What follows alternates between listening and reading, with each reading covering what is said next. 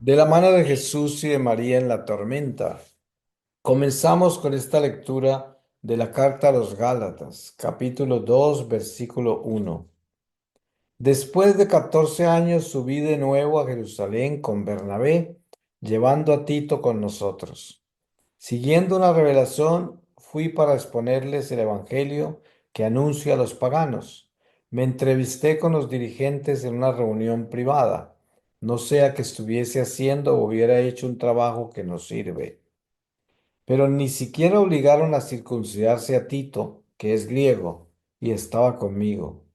Y esto a pesar de que había intrusos, pues unos falsos hermanos se habían introducido para vigilar la libertad que tenemos en Cristo Jesús y querían hacernos esclavos de la ley.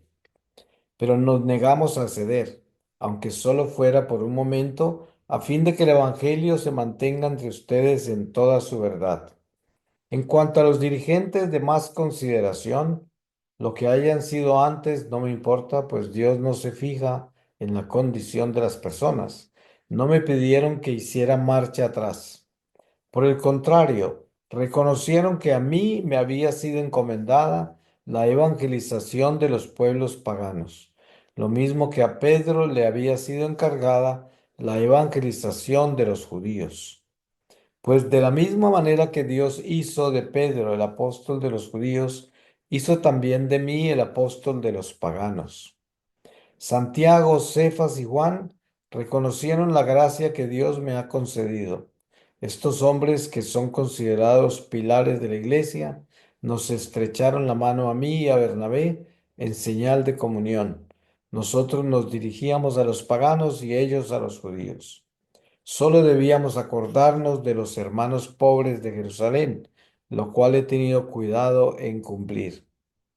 Tiempo después, cuando Cefas vino a Antioquía, le enfrenté en circunstancias en que su conducta era reprensible.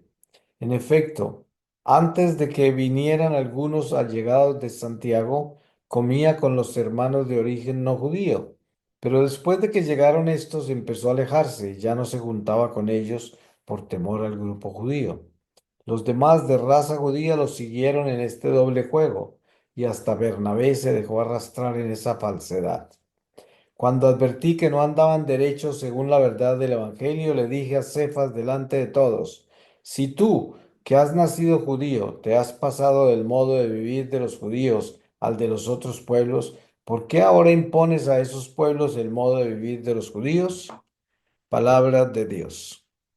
Este es un pasaje muy importante, el de Antioquía entre Pablo y Pedro, porque pues uno no se imagina que apóstoles de ese tamaño, con esa unción como la tiene Pedro, que recibió el mismo Pentecostés y que ocurrieron tantos milagros y tantas cosas a través de él, y sin embargo podemos ver en Pedro su humanidad, ¿no? Que tenía debilidades, tenía respeto humano, como ese de que tenía miedo que los judíos se dieran cuenta que él comía con paganos en Antioquía, y varios judíos siguieron a Pedro y también hicieron lo mismo, hasta Bernabé, que era el íntimo apóstol de Pablo, con el que andaba por todos lados.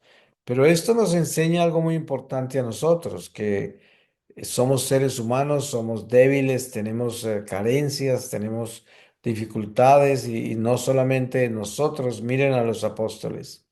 Ellos, con semejante unción tan grande, y sin embargo, vemos sus defectos.